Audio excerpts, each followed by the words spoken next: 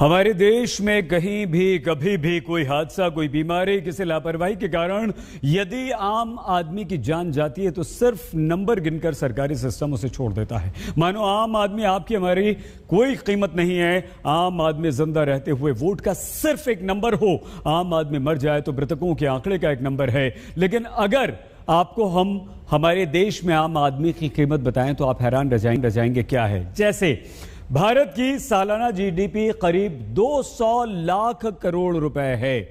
मतलब इसका मतलब क्या है? इसका मतलब यह हुआ कि भारत के नागरिक हर साल 200 लाख करोड़ रुपए के गुड्स और सर्विस का निर्माण करते हैं। भारत की 135 करोड़ की आबादी में करीब 67 करोड़ लोग यानी कि आधी आबादी हमारे देश में किसी तरह से जीडीपी में सीधा योगदान करती है। और इस तरह से अगर हम देखें तो एक व्यक्ति की कीमत सालाना होती है 3 करोड़ रुपए। जहां आम आदमी हमारे देश का, हिंदुस्तान का 3 करोड़ रुपए का है। वो मतलब क्या हुआ? मतलब यह हुआ कि लेकिन संक्रामक रोग जब हमारे देश के दूसरे राज्यों में अभी फैल रहा है तो क्या आपकी हमारी यानी कि आम आदमी की कीमत को सरकारी व्यवस्था समझती है?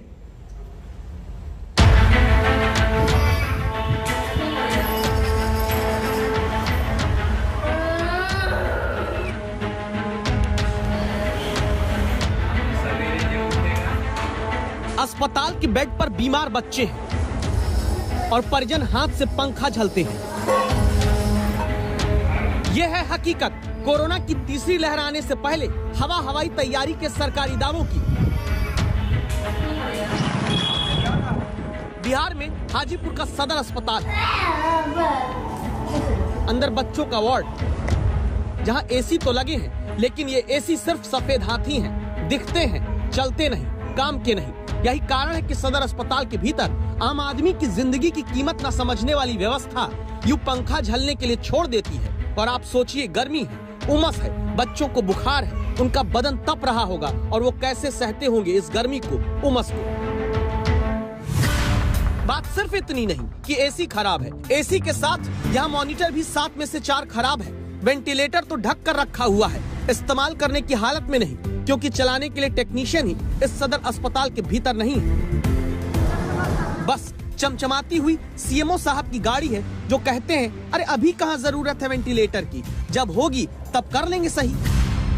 वेंटिलेटर अभी हम लोग प्रयास में है कि वो चालू हम लोग कर लें, ताकि तीसरी लहर अगर आवे तो या वायरल फीवर का ही आवे। अभी तक हमारे यहाँ वायरल फीवर का कोई केस डिटेक्ट नहीं हुआ है, लेकिन अगर आवे तो उससे हम लोग कम्बैट कर सकें। सीएमओ साहब दावा भी झूठा करते हैं क्या?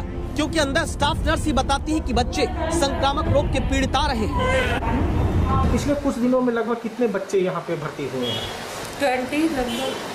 सब में वायरल फीवर जैसा कुछ सिम्टम वगैरह था? सब में फीवर था और वायरल फीवर का भी कुछ सिम्टम था। बच्चे वायरल फीवर के अगर सरकारी अस्पताल में आएंगे और इलाज मिले ना मिले लेकिन गर्मी से परेशान होकर झुलसेंगे तो क्या इसीलिए गरीब नागरिकों को निजी अस्पताल में महंगा इलाज कराने के लिए मजबूर कर दिया जाता है? जहां एनएसएसओ का सर्वे ही बताता है कि सरकारी अस्पताल की तुलना में देश में प्राइवेट में इलाज कराना 7 गुना महंगा पड़ता है। सिर्फ बुखार से पीड़ित के इलाज में अगर सरकारी सेवा में औसत 2,845 रुपए खर्च होते हैं तो प्राइवेट अस्पताल में खर्च जनता को औसत 15,513 रुपए का पड़ता है। क्योंकि सरकारी स्वास्थ्य व्यवस्था ऐसी है जहां एसी है लेकिन आपके हाथ में पंखा पकड़ा देगी। आनंद कुमार, हाजीपुर, आज तक।